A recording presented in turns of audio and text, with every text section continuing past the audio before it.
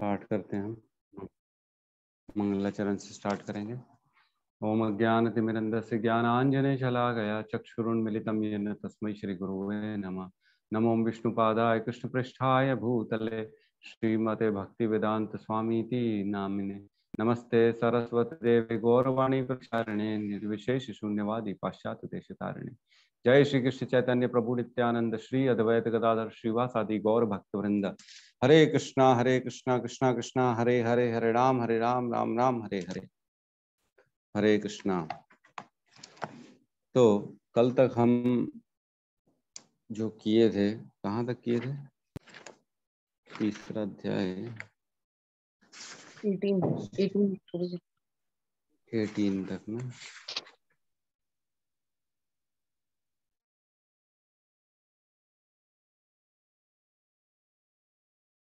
पढ़ लेता हूँ तो मैं भूल जाता हूँ कहाँ तक किए थे। मेरे को लगता है वो भी हो चुके आगे वाले भी, इसलिए मैं पूछ लेता हूँ। ठीक है, तो श्लोक क्रमांक 19 कल हमने पढ़ा। दो जो श्लोक थे 17 और 18। 17 में जो है ना, सेल्फ सेटिस्फाइड व्यक्ति जो होता है, आत्मसंतुष्ट व्यक्ति जो आत्मा में ही संतुष्टि की प्राप्ति करता है। और इसके बाद हमने 18 में पढ़ा जो स्वरूप सिद्ध व्यक्ति, स्वरूप सिद्ध व्यक्ति कैसा होता है। अब हम पढ़ते हैं 19। यहाँ भगवान कहते हैं, तस्माद असक्त सततम कार्यम कर्म समाचर असक्तो ही आचरण कर्म परम आपनोति पुरुषः। अतः कर्म फल में आसक्त हुए बिना मनुष्य को अपना कर्तव्य समझकर निरंतर कर्म करते रहना चाहिए, क्योंकि अनासक्त होकर कर्म करने से उसे परब्रह्म की प्राप्ति होती है। तो ये श्लोक पढ़ के कुछ याद आ रहा है क्या पुराने श्लोकों में? किसको याद आ रहा है?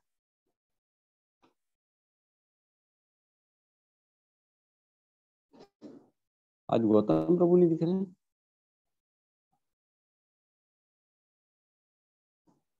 सब ठीक तो है? किसी को जानकारी है? कुछ देर पहले तो ज्वाइन किए थे शायद प्रभु जी। अच्छा, कुछ नेट जनरली तो प्रॉब्लम होगा उनका। हाँ, वैसे जनरली कभी छुट्टी नहीं करते, वो तो हमेशा रेगुलरली आते हैं। आज लोग भी काफी कम हो गया, लगता रात को आंधी तूफान ज्यादा ही चल गया। ठीक है, तो यहाँ पे दूसरे अध्याय में हमने ये चीज बहुत बार पढ़ी कि कर्म को कर्म के कर्तव्य समझ के करना चाहिए। हमने कहाँ का पढ़ा? 2.31 खोलेंगे, वहां पढ़ा हमने था। वहां कहते हैं धर्म के लिए युद्ध करो। 2.31 भगवान कहते हैं, क्षत्रिय होने के नाते अपने विशिष्ट धर्म का विचार करते हुए तुम्हें जानना चाहिए कि धर्म के लिए युद्ध करने से बढ़कर तुम्हारे लिए अन्य कोई कार्य नहीं है। अतः तुम संकोच करने की कोई आवश्यकता नहीं है तुम्हें। तो पहले युद्ध के टाइम भी भगवान ने उसको समझाया था कि धर्म के लिए युद्ध करना है, युद्ध के लिए युद्ध करो। तुम क्योंकि क्षत्रिय हो, तुम्हारा स्वधर्म है युद्ध करना, इसलिए तुम्हारे को युद्ध करना ही पड़ेगा। और 38 में कहते हैं भगवान, ऐसा लगता है सब भूल गए, क्यों याद नहीं आ रहा पुराना। 38 यहाँ कहते हैं, तुम सुख या दुख, हानि या लाभ, विजय या पराजय का विचार किए बिना युद्ध के लिए युद्ध करो। ऐसा करने पर तुम्हें कोई पाप नहीं लगेगा। तो भगवान पहले ही उसको समझाए 2-3 बार कि युद्ध के लिए युद्ध करो। तब तो समझ में नहीं आया, अब डिटेल में चले गए। कर्म योग पूरा का पूरा कर्म बता दिए कि किस प्रकार स्वरूप सिद्ध व्यक्ति क्या होता है और सेल्फ सेटिस्फाइड आदमी क्या होता है और किस प्रकार कर्म करना चाहिए और कर्म कितना जरूरी होता है, अपने सारे कर्म करने चाहिए। और कहते हैं यहाँ पे, कर्म फल में आसक्त हुए बिना मनुष्य को अपने कर्तव्य समझकर निरंतर कर्म करते रहना चाहिए, क्योंकि अनासक्त होकर कर्म करने से उसे परब्रह्म की प्राप्ति होगी। तो ये हो गए निष्काम कर्म। निष्काम कर्म करो और तुम्हारे को जो है ना, या इसको ये भी लिख सकते हो कर्म योग। ये एक्चुअल में डेफिनेशन होगी कर्म योग की, किस प्रकार हम कर्म करते करते भगवान से जुड़ सकते हैं। ठीक है, इसमें तात्पर्य में कहते हैं फर्स्ट पैराग्राफ में थोड़ी नीचे की 3 लाइनों में, उत्तम व्यक्ति होना या अहिंसक होना व्यक्तिगत आसक्ति है, किंतु फल की आसक्ति से रहित होकर कार्य करना परमात्मा के लिए कार्य करना है। यह उच्चतम कोटि की पूर्ण कर्म है जिसकी संस्तुति भगवान कृष्ण ने की है। तो अपने कर्म जो करते हैं उसमें हमारे को कभी भी अपनी इंटरेस्ट, अपना रिजल्ट के लिए इंटरेस्ट, ये सारी चीजें नहीं सोचनी चाहिए। उसमें सिर्फ ये सोचना चाहिए कि ये मेरी डिमांड है, समय की डिमांड है, मेरे व्यवहार की डिमांड है, मेरे जो कर्तव्य मुझे दिए गए उसकी डिमांड है कि मेरे को ये कर्म करना है, इसलिए कर्म करना चाहिए।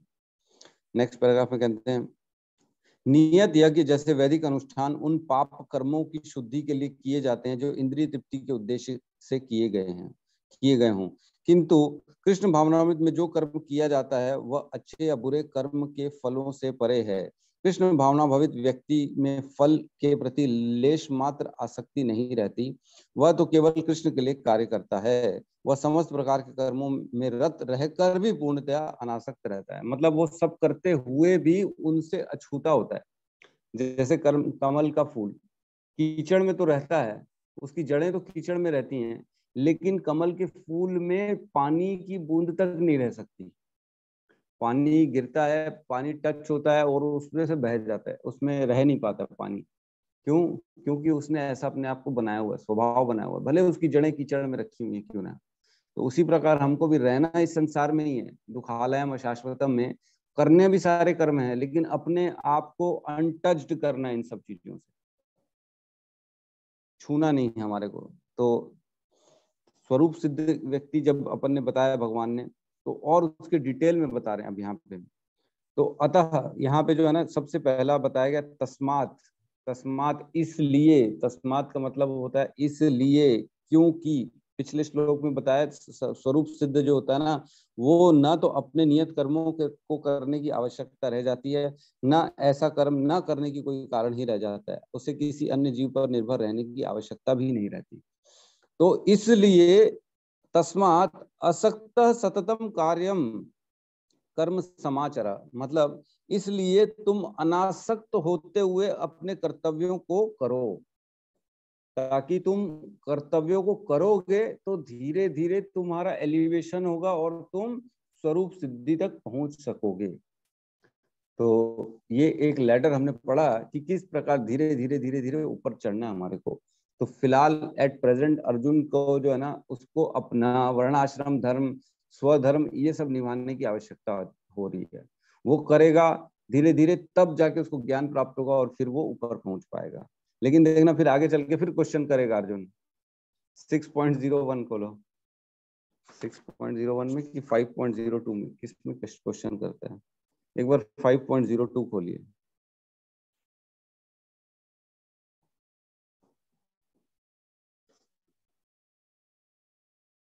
फाइव 5.01 खोलिए पहले।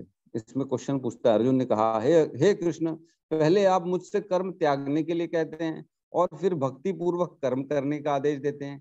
क्या आप अब कृपा करके निश्चित रूप से मुझे बताएंगे कि इन दोनों में से कौन सा अधिक लाभप्रद है? देख रहे हो? तो बेचारा अर्जुन डाउट में है, समझ ही नहीं आ रहा उसको करना क्या है। तीसरे अध्याय के भी पहले श्लोक में हमने पढ़ा कि किस प्रकार बेचारे का डाउट आ गया। तीसरे अध्याय का पहला श्लोक खोलिए, है ना। यहाँ पूछता है, अर्जुन ने कहा, हे जनार्दन, हे केशव, यदि आप बुद्धि को सकाम कर्म से श्रेष्ठ समझते हैं तो फिर आप मुझे इस घोर युद्ध में क्यों लगाना चाहते हैं? पहले बुद्धि योग और बताया था दूसरे अध्याय में, फिर जो है ना उसको सकाम कर्म से श्रेष्ठ बताया था, तो बोलता था मैं त्याग कर देता हूँ, मैं बुद्धि योग भक्ति में लग चला जाता हूँ, निष्क्रिय हो जाता हूँ। फिर यहाँ पे भगवान अब समझा रहे हैं, नहीं, कर्म करना पड़ेगा, कर्म करते करते करते तेरे को ज्ञान आएगा, फिर तू ऊपर की स्थिति में पहुंचेगा। क्षत्रिय होने के नाते तेरे को कर्म करना पड़ेगा। फिर आगे पूछता है 5वें अध्याय के पहले श्लोक में कि आप मुझे कर्म त्यागने के लिए कहते हैं और फिर भक्ति पूर्वक कर्म करने का आदेश देते हैं। अब आप बताइए कृपा करके कि निश्चित रूप से मैं क्या करूं। तो बड़ा मुश्किल में है ना। और फिर 5.02 में कहते हैं भगवान, श्री भगवान ने उत्तर दिया, मुक्ति के लिए तो कर्म का परित्याग तथा भक्ति में कर्म योग दोनों ही उत्तम है। दोनों उत्तम है ना, भगवान बता रहे कर्म का परित्याग भी उत्तम है और भक्तिमय कर्म भी उत्तम है। इन दोनों में से कर्म का परित्याग से भक्ति युक्त कर्म श्रेष्ठ है। तो इसमें बता रहे हैं कि तुम त्याग करने से बेटर है कि भक्ति वाला कर्म करो। मतलब निष्काम कर्म करते करते तुम धीरे धीरे जो है ना अपने अंदर भक्ति योग को डेवलप करो। ठीक है। फिर 6.01 में कहते हैं,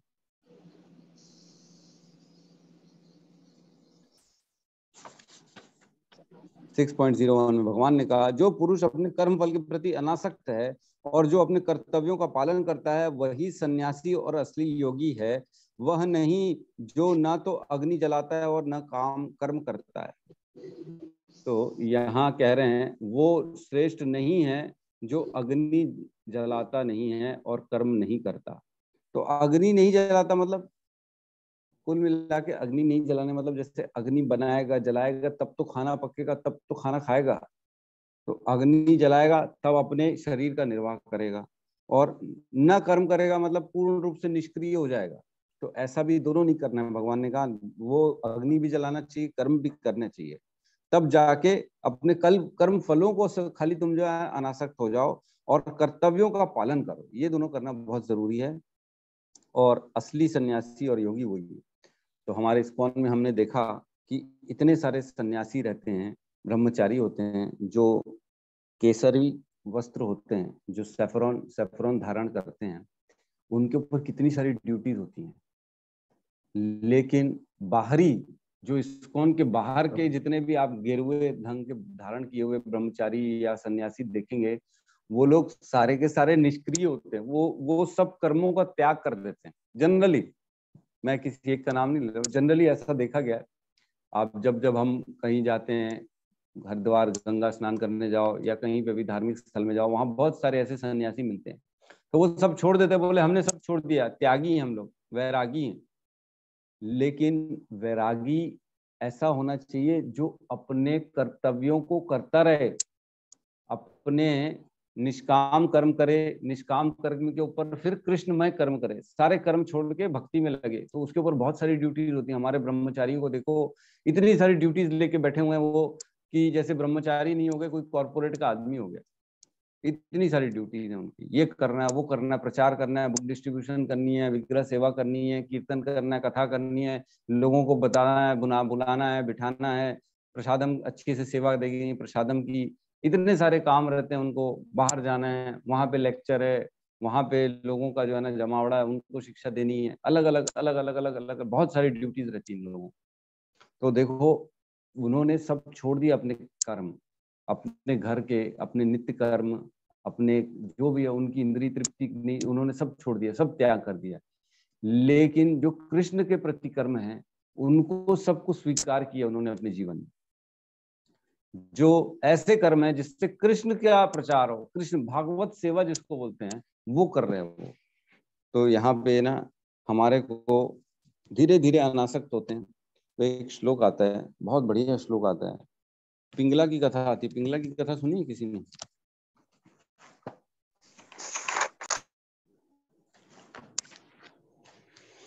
श्रीमद् भागवतम में आता है 11वें अध्याय, 11वें कैंटो में 8वें अध्याय में। पिंगला पिंगला एक वैश्या रहती है जो अपने घर के बाहर खड़ी रहती है, दूसरों के प्रति, पुरुषों को ऐसी आशा की नजर से देखती है, कोई कोई आएगा और मेरे साथ संग करेगा, मेरे को सुख देगा और मेरे को धन भी देगा, दोनों देगा। तो यही उसका काम था। तो एक बार क्या हुआ, रात भर घर के बाहर खड़ी रही सज सवर के, लेकिन बहुत से लोग गए, किसी ने उस दिन उसको देखा तक नहीं। अंदर ही अंदर उसने पता नहीं उसको क्या भान हुआ, बोले मैं कर क्या रही हूँ, सबको देख रही थी आशा भरी नजरों से, लेकिन सब के सब चले गए चुपचाप, उसको किसी ने देखा नहीं। तो उसको अंदर ही अंदर ये भान हुआ, ये ज्ञान हुआ कि ये मैं कर क्या रही हूँ, किन लोगों से ऐसी आशा रख रही हूँ जो मेरे को सुख देंगे, इनके सुख से मेरे को क्या सुख मिलेगा। रोज मिलता है कोई ना कोई और फिर चला जाता है। मैं सुखी हो ही नहीं पा रही हूँ, परमानेंट सुखी है कहाँ। तब जाके उनको रियलाइजेशन होता है। और बहुत अच्छा श्लोक आता है पिंगला का 11:831 में, संतम समीपे रमणम प्रतिप्रदम वित्त प्रदम नित्यमेहम विहाय अकाम दाम दुख भयादि शोक मोह प्रदम तुच्छम अहम भजे क्या। मैं ऐसी मूर्ख निकली कि मेरे हृदय में जो शाश्वत रूप से स्थित है और अत्यंत प्रिय है, उनकी सेवा मैंने छोड़ दी। वे ब्रह्मांड के अत्यंत प्रिय स्वामी हैं, जो असली प्रेम और सुख देते हैं और समृद्धि के स्रोत हैं। यद्यपि वे मेरे हृदय में स्थित हैं, किंतु मैंने अनदेखी की और तुच्छ आदमियों की सेवा की है, जो मेरे वास्तविक इच्छाओं को कभी पूरा नहीं कर सकते और जिन्होंने मुझे दुख, भय, चिंता, शोक तथा मोह ही दिया है। तो इस प्रकार उसको रियलाइजेशन होता है और उस दिन से पिंगला ने पूर्ण रूप से अपनी जो काम करती थी वैश्या का, उसको त्याग कर देती है और भगवान की शरण में चली जाती है। फिर उसको डर नहीं रहता कि पैसा आएगा कि नहीं आएगा। फिर तो वो भगवान को स्वामी समझ के उनकी सेवा करती है। जो आना होगा आएगा, जो नहीं आना नहीं आएगा। तो इस प्रकार हमको जो है ना, भगवान के प्रति पूर्ण रूप से ये भाव रखना चाहिए कि जो करेंगे भगवान अच्छा ही करेंगे। हमारे लिए भगवान ने बहुत कुछ करके रखा है और मतलब भगवान पे पूर्ण रूप से आश्रित रहना चाहिए, उससे ऊपर आश्रित नहीं रहना चाहिए। ठीक है। तो शिक्षाष्टकम में श्लोक क्रमांक 7 और 8 में कहते हैं चैतन्य महाप्रभु, युगायितम निमेषेण चक्षुषा प्रविश्यायितम शून्यायितम जगत सर्वम गोविंद विरहेण में। श्री कृष्ण के विरह में मेरे लिए एक क्षण भी एक युग के समान है। आंखों में जैसे वर्षा ऋतु आ गई है और यह विश्व एक शून्य के समान है। और 8वें में कहते हैं, आश्लीष्य वा पादरताम पिनुष्टुम माम दर्शनम मर्महताम करोतु वा यथा तथा वा विद्वातु लंपटो मत प्राणनाथस्तु स एव ना परः। उनके चरणों में उनके चरणों में प्रीति रखने वाले मुझे सेवक का वह आलिंगन करें या ना करें, मुझे अपने दर्शन दें या न दें, मुझे अपना माने या ना माने, वह चंचल नटखट श्री कृष्ण ही मेरे प्राणों के स्वामी हैं और कोई दूसरा नहीं। तो चाहे कुछ मिले चाहे ना मिले, चाहे दर्शन दें चाहे ना दें, चाहे मेरी केयर करें चाहे ना करें, चाहे मुझसे कुछ छीन ही क्यों न ले, 10.88.8 में भगवान कहते हैं श्रीमद् भागवतम में 10.88.8 में कि जिसको मैं अपना अनुग्रह देता हूँ, जिसको मैं अपनी कृपा देता हूँ ना, उससे पहले सब कुछ छीन लेता हूँ। उसका धन, उसका ऐश्वर्य, उसका परिजन, रिश्तेदार, नाते सब छुड़वा देता हूँ। दरिद्रता में ला देता हूँ। पैसे पूरे ले लेता हूँ तो पैसे जब चले जाएंगे तो क्या होगा, परेशान हो जाएगा आदमी। धीरे धीरे सारे रिश्ते नाते टूटना चालू हो जाएंगे, अकेला हो जाएगा, एकदम अकेला। तब क्या करेगा, तब वो मेरे शुद्ध भक्तों की शरणों में जाएगा। भगवान कहते हैं श्लोक में, मतलब भगवान का जो विचार है 10.88.8 से लेकर 10 तक 3 श्लोक में कहते हैं कि फिर वो मेरे शुद्ध भक्तों की शरण में जाता है और मेरे बारे में सुनता है और मेरी शरण पूर्ण रूप से ग्रहण करता है। तो ये भी एक तरीका है भगवान अपने पास बुलाने का। तो बेटर है आप पहले ही चले जाओ, तो बगैर किसी हेतु के हमको वैसे ही भगवान की शरण में जाना चाहिए और सब चीज भगवान को अर्पित कर देना चाहिए। तो कर्म योग यहाँ पे बताया 19 में, 20 में चले जाते हैं। तो यहाँ जब ये सब सुनता है अर्जुन, तो अर्जुन को डाउट होता है ऐसा कोई होता भी है, प्रैक्टिकली कौन होगा ऐसा आदमी, उसको विचार आया मन में। तब भगवान ने 20वां नंबर श्लोक बोला, कर्मणैव हि संसिद्धिम आस्थितः जनक आदय लोक संग्रहणम एव अपि संपश्यन कर्तुम अर्हसि। जनक जैसे राजाओं ने केवल नियत कर्मों को करने से ही सिद्धि प्राप्त की, अतः सामान्य जनों को शिक्षित करने की दृष्टि से तुम्हें कर्म करना चाहिए। तो जब उसको ये ख्याल आया कि ऐसे कैसे हो सकता है, स्वरूप सिद्ध है, वो अंदर से तो बड़ा ज्ञानी है, स्वरूप सिद्धि है, लेकिन वो कर्म भी कर रहा है, निष्काम कर्म कर रहा है, वो अपने पूरी ड्यूटीज कर रहा है, जो भी लड़ाई और झगड़े करने हैं अपने राज्य के प्रति, घर के प्रति, सब काम भी कर रहा है और अंदर से स्वरूप सिद्ध भी, ऐसा कौन हो सकता है। तो तब भगवान ने आंसर दिया कि ऐसे राजा जनक हैं। राजा जनक जो हैं, आप सबने सुना होगा, सीता माता के पिताजी जो है, सीता माता के पिताजी हैं राजा जनक, जो कि स्वयं बहुत बड़े ज्ञानी थे और स्वरूप सिद्ध थे, उन्होंने मतलब उनको सारा ज्ञान था, आध्यात्मिक ज्ञान था, लेकिन सिर्फ और सिर्फ प्रजा की रक्षा और प्रजा को ये स्थापित करने के लिए कि कर्म करने के लिए लड़ाइयाँ करनी पड़ती हैं, युद्ध करने पड़ते हैं, उन्होंने युद्ध भी किए, सब किए। और उनके राज्य में जो बैठते थे, राज्यसभा बैठती थी, तब बड़े बड़े विद्वानों को बुलाते थे वो, और वहां पे खाली जो है ना डिस्कशन चलते थे शास्त्रों के ऊपर। खाली यही चलता था कि क्या उत्तम क्या नहीं, कर्म योग, कृष्ण सारा राम। वो ऑलरेडी आपको बता दूं राम के भक्त पहले से ही थे, उनको सब मालूम था कि भगवान कौन है। ऐसे थे राजा जनक। राजा जनक ने कर्म योग करके भगवान की प्राप्ति की थी। तो यहाँ पे कहते हैं तात्पर्य में, जनक जैसे राजा स्वरूप सिद्ध व्यक्ति थे, अतः वे वेदानुमोदित कर्म करने के लिए बाध्य न थे, तो भी वे लोग सामान्य जनों के समक्ष आदर्श प्रस्तुत करने के लिए उद्देश्य से सारे नियत कर्म करते रहे। तो लड़ाइयां भी की राजा जनक ने, युद्ध भी किया, हल भी चलाया, घर भी चलाया, राज्य भी चलाया, सब किया ताकि ये आदर्श स्थापित हो सके कि ये करना बहुत जरूरी है। तो एक्चुअल में ये इसलिए करना जरूरी है क्योंकि अगर नहीं करेंगे ना तो कहीं ना कहीं लोगों के मन में अधर्म के प्रति अट्रैक्शन बढ़ जाएगा। क्योंकि धर्म जो होता है ना वो थोड़ा सा टिपिकल होता है, इजी नहीं होता धर्म को फॉलो करना। धर्म फॉलो करोगे ना तो आप लोगों को सामना करना पड़ेगा, कहीं ना कहीं जो अधर्मी है उनको दबाना पड़ेगा, तब जाके धर्म की स्थापना होती है।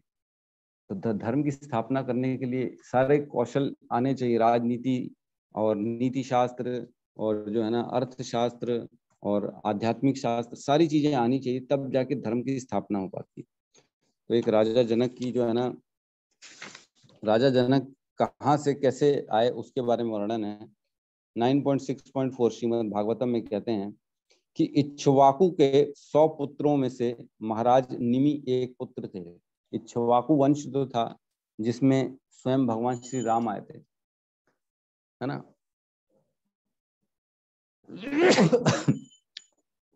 सॉरी। तो इक्ष्वाकु वंश में श्री राम आए थे। इक्ष्वाकु वंश में ही एक राजा निमि थे जो इक्ष्वाकु के पुत्र थे, और चूंकि 100 पुत्र थे एक्चुअल में इक्ष्वाकु को, उनमें से एक थे राजा निमि। तो चूंकि शिक्षा की दृष्टि से महाराजा निमि अपने पिता इक्ष्वाकु के शिष्य थे, अतः उन्होंने अपने कुल पुरोहित वशिष्ठ मुनि से व्यवहार में कुछ दोष देखकर उनकी आज्ञा का पालन नहीं किया तथा श्री भगवान की पूजा का कार्य अन्य पुरोहितों द्वारा करवा लिया। इस बात पर वशिष्ठ मुनि के श्राप से उनका शरीर छूट गया तथा महाराज निमि के शाप से वशिष्ठ मुनि का भी शरीर छूट गया। तो दोनों ने एक दूसरे को श्राप दे दिया, कहीं कोई गलती हो गई होगी भगवान की पूजा में, उन्होंने अस्वीकार किया और उन्होंने इसको श्राप दिया वशिष्ठ मुनि को। तो वशिष्ठ मुनि ने भी पलट के इनको श्राप दिया और दोनों मर गए, दोनों की शरीर छूट गए। वशिष्ठ मुनि ने उर्वशी को देख मित्र तथा वरुण देवताओं को स्खलित हुए वीर के द्वारा पुनः जन्म लिया। तो उर्वशी और वरुण देव इन दोनों का संग चल रहा होगा, तो वहां पे उनको देख के उनके वीर के माध्यम से वो वशिष्ठ मुनि पुनः जो है ना उन्होंने अपना शरीर मिला उनको उर्वशी के माध्यम से। महाराजा निमि जो थे वो कृष्ण भक्ति को देखकर देवताओं को ने प्रसन्न होकर उन्हें वरदान दिया कि वे समस्त प्राणियों के नेत्र में निवास करेंगे तथा नेत्रों की पलकों के खुलने तथा बंद होने से उनकी उपस्थिति की पहचान होगी। तो निमि के कारण जो है ना, निमिष काल होता है ना, एक निमिष काल मतलब एक पलक झपकने का जिसको काल बोलते हैं, एक समय जितने में हम पलक झपकते हैं उसको निमिष बोला जाता है। तो उसको निमिष इसलिए बोला जाता है क्योंकि उनको वरदान मिला गया था देवताओं के द्वारा, वो बहुत बड़े भक्त थे और उनको बोला गया था कि ठीक है आपकी शरीर छूट गया लेकिन आप सबकी पलकों में वास करोगे, जैसे पलकें बंद होंगी तो ये माना जाएगा राजा निमिष वहां पे उपस्थित हो गए, ठीक है, इसके द्वारा वो उनकी उपस्थिति मौजूदगी होगी। तो फिर आगे कहते हैं, अब ऋषियों ने महाराज निमि के मृत शरीर का मंथन करके एक बालक उत्पन्न किया जिसका नाम जनक रखा गया। तो उनका जो शरीर छूट गया था उस शरीर के छूटे हुए अवशेषों से ऋषियों ने एक नए बालक को जन्म दिलवाया, वो था जनक, जिनका नाम जनक हुआ। और चूंकि उस बालक ने महाराज निमि के नष्ट हुए वंश को जन्म दिया, अतः उस बालक का नाम जनक सार्थक हुआ, क्योंकि वो नष्ट हो गया था उनका कुल और उसमें फिर भी बालक जन्मा, इसलिए उसका नाम हुआ जनक। इसके अतिरिक्त उस बालक का नाम मिथिल भी हुआ, क्योंकि वे शरीर के मंथन से उत्पन्न हुए, क्योंकि उसके शरीर को मिला जुला के मंथन करके निकाला, इसलिए मिथिल नाम हुआ। तथा उसका नाम वैदेह भी हुआ, क्योंकि वह महाराज निमि के शरीर से उत्पन्न हुआ था, जो विदेह हो चुके थे, अर्थात जिन्होंने भौतिक शरीर त्याग दिया था। तो जिनकी ऑलरेडी देह छूट चुका था, उस छूटे हुए देह से दोबारा उनका जन्म हुआ, इसलिए उनको वेदेह भी कहा जाता है। तो देख रहे हो, हर चीज के पीछे ना रीजन होता है। हम लोग तो कभी सोच नहीं सकते थे, अगर नहीं पढ़ते तो पता ही नहीं पड़ता कि इसका नाम क्यों रखा गया, ऐसा क्यों हुआ था। लोगों को यही नहीं मालूम पड़ता है कि भगवान शिव जी ने अपने पुत्र गणेश का गर्दन क्यों काटी। वो तो भगवान है, उनको क्या मालूम नहीं था। ये सब लीलाएं होती हैं, ये सब काम होते करने के लिए, किसी का वरदान, किसी का श्राप, उसको सार्थक दिखाने के लिए करना पड़ता है इन लोगों को। हम जैसे मूर्खों को जो है ना, हमको ऐसा लगता है कि ऐसा क्यों किया उन्होंने, इतने बड़े आदमी होके, भगवान होके भी ऐसा कर लिया। लेकिन हम अपनी छोटी सी बुद्धि से ना उसके पीछे का कारण नहीं समझ सकते, बहुत बड़े बड़े कारण होते पीछे के। तो आगे कहते हैं, इस राजा जनक की वंश परंपरा में जितने भी राजा हुए वे भी जनक ही कहलाए। इस प्रकार महाराजा जनक की पुत्र परंपरा में जितने भी राजा हुए, यद्यपि उन्होंने अपने अलग अलग नाम भी थे, परंतु उन सभी को जनक कहा जाता है। तो सीता जी के जो पिताजी थे राजा जनक, उनके बारे में वर्णन आता है, और वो इतने तपस्वी थे, इतने ज्ञानवान थे कि वो हमेशा जो है ना इसी कार्य में लगे थे। एक बार क्या हुआ, एक बार ना कथा चल रही थी, राम कथा, राजा जनक के राज्य में। तो बड़े ही राजा जनक जो है ना सिंसियरली बैठते थे कथा सुनने, सिंसियरली सुनते थे। बैठे तो जो है ना जो कथावाचक था उसने लीला की। एक बार बोले देखें साहब, कहीं सब ऐसी ढोंग तो नहीं रचते हैं। महाराज आते हैं, इतने सिंसियरली बैठते, इतना सुनते हैं, वही वही वही सुनते कथा। तो देखें उनमें एक बार टेस्ट किया जाए कि वो वाकई में इतने समर्पित हैं कि नहीं। तो उन्होंने लीला की। एक बार कथा चल रही थी, कथा के बीच में ना उनके जो कथावाचक के कुछ थे शिष्य, उन्होंने लीला की और उन्होंने बोला, अरे राजा जी आपके महल में आग लग गई है, आग लग गई है, देखो तो सही। तो दूर से देखा राजा जनक ने, आग लग गई है। बोले आग लग गई है? बोले हाँ लग गई है। बोले ठीक है, अब क्या कर सकते हैं, लग गई तो लग गई है, कथा तो चलने दो, कथा सुनते हैं, फिर जो होना होगा देखेंगे, हम क्या कर सकते हैं। तो महाराज उठे ही नहीं वहां से। राजा जनक बोले पूरी कथा सुनते हैं, फिर जाएंगे, देखेंगे क्या होगा, जो होना होगा, जो प्रभु चाहेगा वही होगा, हम तो कुछ कर नहीं सकते। तो इस प्रकार कथा को फिर कंटिन्यू कराया। तो सेकेंड डे फिर, दूसरे दिन, तीसरे दिन कथावाचक ने फिर लीला की। बोले ये ब्रह्मचारी साधु ऋषि मुनि आते इतने सारे, इनके साथ देखते ये कितने सिंसियर है। तो आते हैं वहां पे राज्य में सुनने। तो उन्होंने फिर ऐसी लीला रची और फिर बोला उनके शिष्यों ने कि हरे ब्राह्मणों, आपकी कुटियाओं में आग लग गई है, देखो दूर से धुआं दिख रहा है। तो ब्राह्मण जितने आए थे, साधु आए थे, उठ पड़े और दौड़ पड़े अपनी कुटिया को बचाने के लिए। तो ये जो लीला थी, इससे समझ में आता है जिसके पास इतना बड़ा महल है उसको अपने महल की चिंता नहीं है, और छोटे छोटे कुटिया वाले दौड़ रहे, क्या बचा लेंगे कुटिया में अपनी, दो चार जोड़ी कपड़ा और एक दो करमंडल, यही सब बचा लेंगे, और क्या बचाएंगे। तो इस प्रकार जो है ना राजा जनक बहुत बहुत उत्कृष्ट जो है ना भक्त थे, स्वरूप सिद्ध व्यक्ति थे। उनको मालूम था कि जो होता है प्रभु के इच्छा से होता है, और मैं कुछ नहीं कर सकता हूँ उसमें। तो बड़े सरल स्वभाव के थे वो। सरल मतलब सरल, है ना, सरल। स से होता है सीता, र से राम, ल से लक्ष्मण। जिसके हृदय में ये तीनों हो वो सरल होता है ना, सिंपल जिसको बोलते हैं ना एकदम। भगवान जो है ना पतितों को पावन है, जो है ना, जो जो क्या बोलते हैं, कुटिल होते हैं, जो चंट होते हैं, उनके पावन नहीं है। तो भगवान के नजरों में सरल होना बहुत जरूरी है। अपने आप को सरल रखो, आप निर्मल रखो हृदय को, तब भगवान आपको जो है ना उद्धार कर देंगे। अदरवाइज कुटिलों के साथ तो भगवान लीला पुरुषोत्तम है, ऐसी ऐसी लीला करेंगे कि पता ही नहीं पड़ेगा, हम खाली जो है ना देखते रह जाएंगे। ऐसे बहुत से केस हुए जिसमें जो डेढ़ होशियार थे, जो अपने आप को ज्यादा होशियार समझते थे, उनको भगवान ने सीधा किया। खैर अपन उनकी कथाओं में नहीं जाएंगे। तो यहाँ कहते हैं और आगे कहते हैं, उन्होंने जनता को यह सिखाने के लिए युद्ध किया कि जब सत्य परामर्श असफल हो जाता है तो ऐसी स्थिति में हिंसा आवश्यक हो जाती है। कुरुक्षेत्र युद्ध के पूर्व युद्ध निवारण के लिए भगवान तक ने सारे प्रयास किए, किंतु दूसरा पक्ष लड़ने पर तुला हुआ था। तो ये लोग लड़ाई करते हैं जब मजबूरी होती है, ऐसे स्वरूप सिद्ध व्यक्ति करते हैं, लेकिन कोशिश करते हैं पहले कि जितनी हो सके शांति बनी रहे, लेकिन जब स्थिति खराब हो जाती है तो फिर लड़ाई करते हैं। अतः ऐसे सत्कर्म सधर्म के लिए युद्ध करना आवश्यक था। यद्यपि कृष्ण भावनामय व्यक्ति को संसार में कोई रुचि नहीं हो सकती, तो भी वह जनता को यह सिखाने के लिए कि किस तरह रहना और कार्य करना चाहिए कर्म करते रहते हैं। तो ये सिर्फ अपने आचरण से हमको दूसरों को सिखाने के लिए ऐसा बनना पड़ता है कि भैया कर्म करना बहुत जरूरी है, कर्म भी करो साथ ही साथ। अपने आप को अगर हम निष्क्रिय कर देंगे तो पब्लिक सीखेगी क्या हमसे। तो इस प्रकार हमारे को जो है ना अपने आप को कर्म में रखना चाहिए और लोगों को हमारे आचरण से दिखना चाहिए कि नहीं, भक्ति में आदमी रहते हुए भी ऐसे करना है।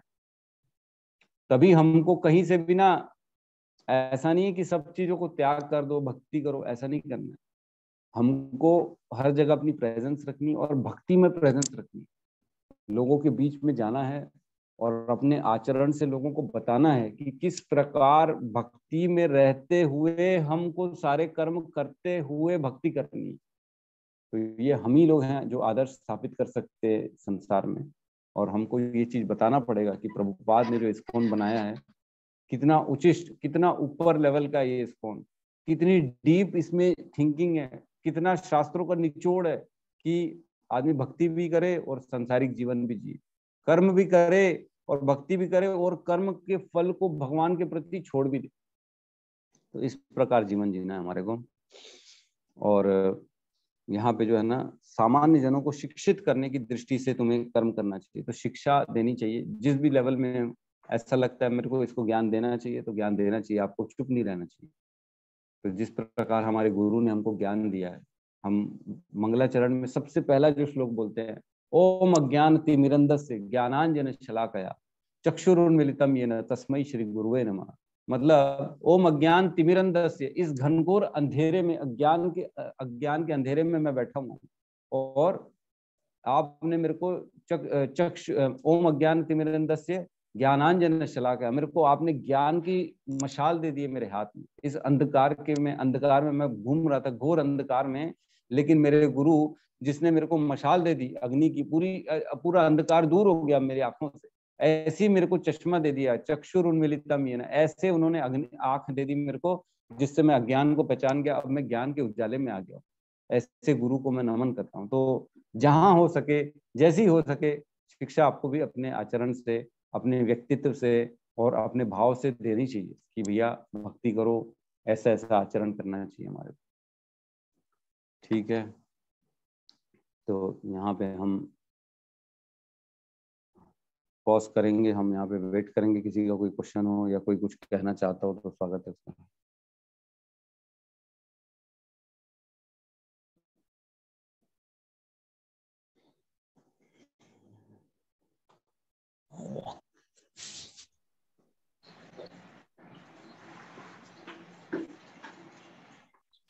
गौतम प्रभु आज लेट से आए क्या आप? हरे कृष्ण बाबू जी, दंडवत प्रणाम। दंडवत प्रणाम। जी प्रभु जी, रात को मैं सोया नहीं था प्रभु जी, तो रात को ही स्नान करके माला वाला करके सो गया था। मैं सोचा सुबह मतलब क्लास के टाइम में उठ जाऊंगा ऐसे करके, बट नींद नहीं खुला था उस टाइम। हाँ मैं देखा आप 2:15 बजे ही गुड मॉर्निंग डाल दिए थे उसमें, हरे कृष्णा डाल दिए थे ग्रुप में। जी प्रभु जी, अब पता चला लाइट नहीं आएगा तो मैं सोचा करूंगा, उससे अच्छा नहा के माला कर लेता हूँ, फिर सो जाऊंगा टाइम ऑफिस आते टाइम जैसे।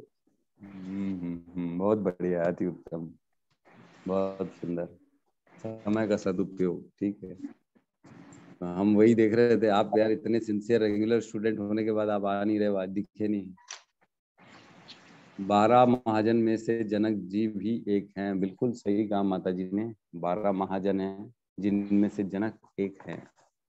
तो सोचो 12 महाजन है टोटल जो भगवान के महाजन कहा जाते हैं जिनको, कौन कौन है वो भी बता दो माता जी।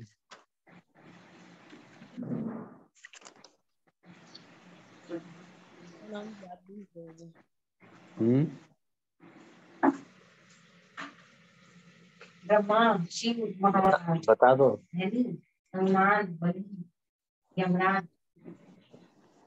आप लोगों की आवाज सब आ रही है रजत प्रभु। अरे बताओ कौन है 12 महाजन, कौन बताएगा? मैं बताऊं प्रभु जी? हाँ बताइए प्रभु जी।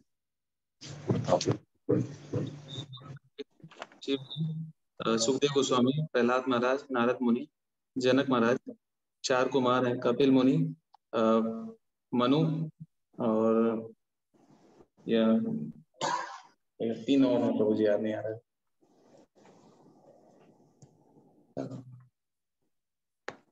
एक यमराज जी हैं और एक 2 याद नहीं आ रहे प्रभु जी, डेली याद रहते लेकिन याद नहीं आ रहा। ठीक है, और कौन बताना चाहेगा? प्रभु जी मैं बताऊं? हाँ हाँ बताइए ना। ब्रह्मा है, शिव है, नारद है, प्रहलाद, जनक, विष्णु, बलि और सुखदेव गोस्वामी, कपिल मुनि और मनु, यमराज और एक का नहीं, एक वाह वेरी गुड, तालियां। बहुत सुंदर, माता जी ने आंसर दिया। तो 12 महाजन हैं जो भगवान द्वारा घोषित है कि ये 12 महाजन जो हैं, मतलब यमराज जी स्वयं बताते हैं एक्चुअल में कि 12 महाजन हैं जो धर्म के अनुसार कर्म करना जानते हैं, जो जिनके कर्म से धर्म दिखता है।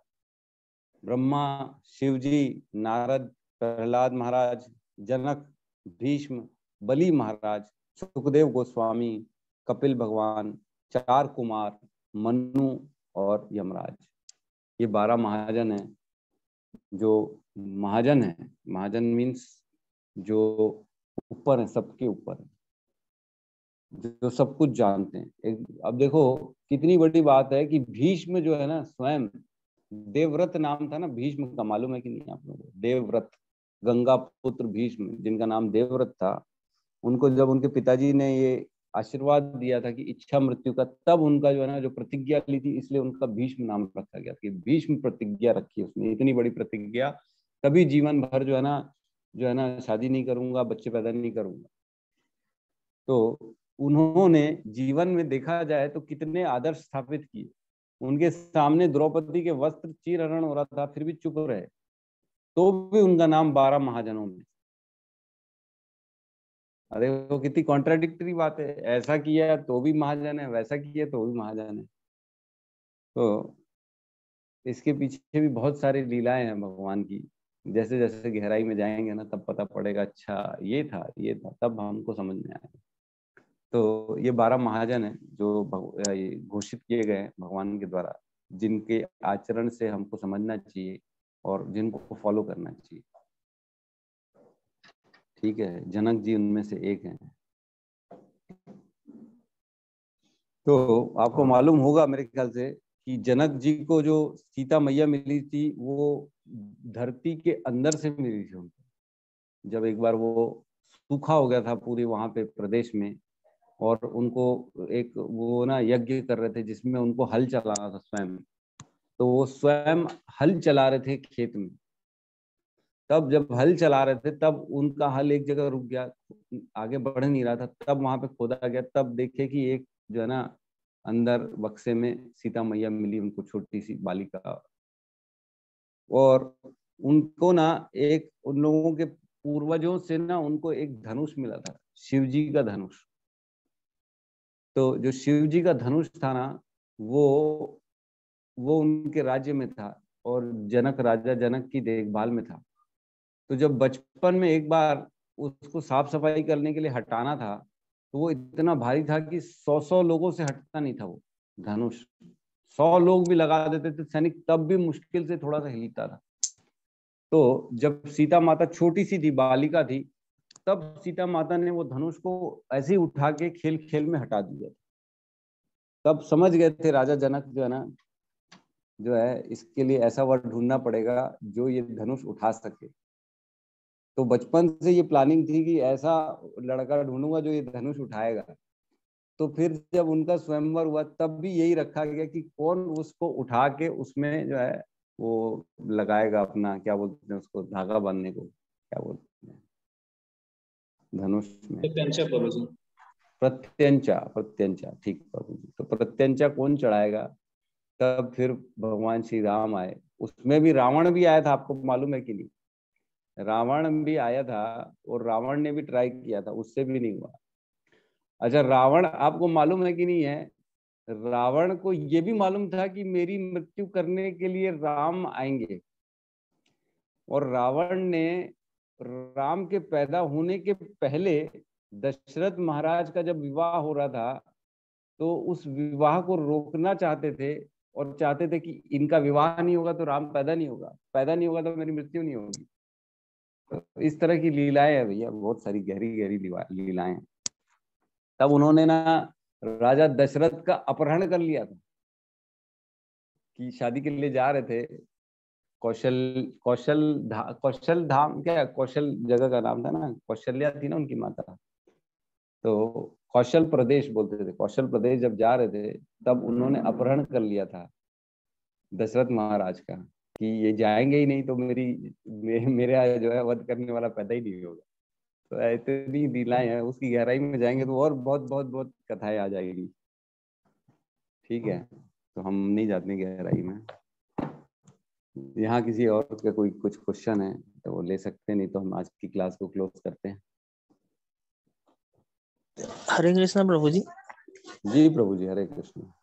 प्रभु जी यही 19 में जो शुरुआत में बोले हैं प्रभु जी, भक्तों के लिए श्री भगवान परम है और निर्विशेषवादियों के लिए, इसका क्या मतलब प्रभु जी?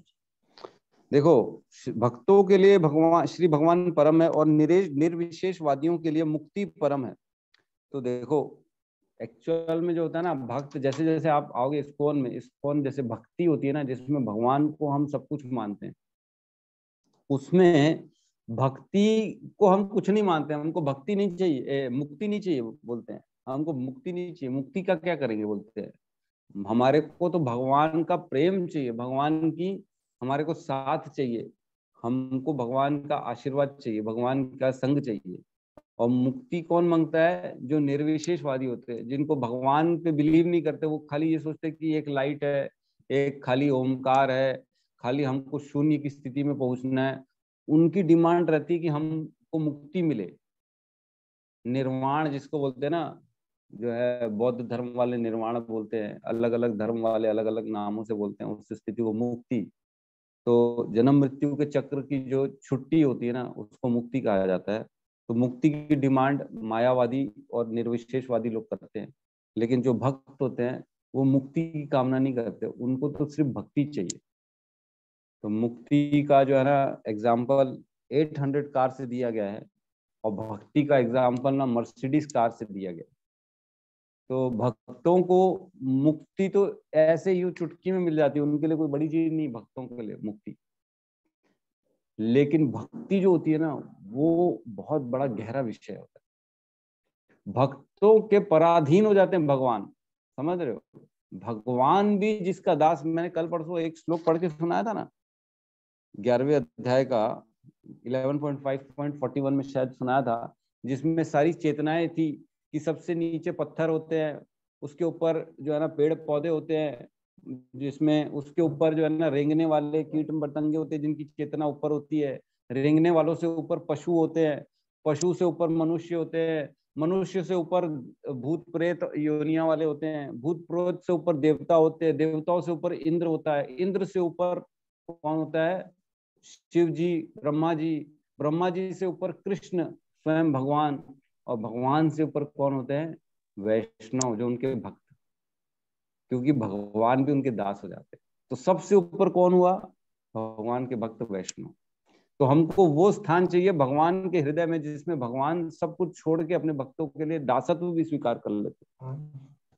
तो मैंने कथा सुनाई थी सक्कू की, तो जिसके घर में भगवान ने घर का पूरा काम किया, उसकी सास की गाली सुनी, सास से मार भी खाई, ये तक किया भगवान ने अपने भक्तों के लिए, तो ये भक्ति के कारण होता है।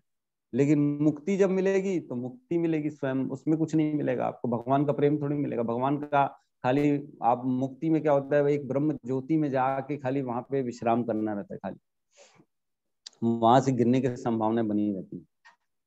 तो इस प्रकार जो है ना, मुक्ति इस हम लोग बहुत कम मानते हैं मुक्ति को, और मुक्ति इन लोगों के लिए बहुत एसेंशियल होती है, बहुत इंपॉर्टेंट होती है मायावादियों के लिए। ठीक है प्रभु जी। जी प्रभु जी, धन्यवाद जी। धन्यवाद। ठीक है, तो यहाँ हम क्लास को आज विराम देते हैं और सब मिलके हरे कृष्ण का महामंत्र का जाप कर लेते हैं। हरे कृष्णा कृष्णा कृष्णा हरे हरे, हरे राम राम राम हरे हरे। सभी भक्त वृंद की जय। जगत गुरु श्रील प्रभुपाद की जय। निताई गौर प्रेमानंदे हरि हरि बोल।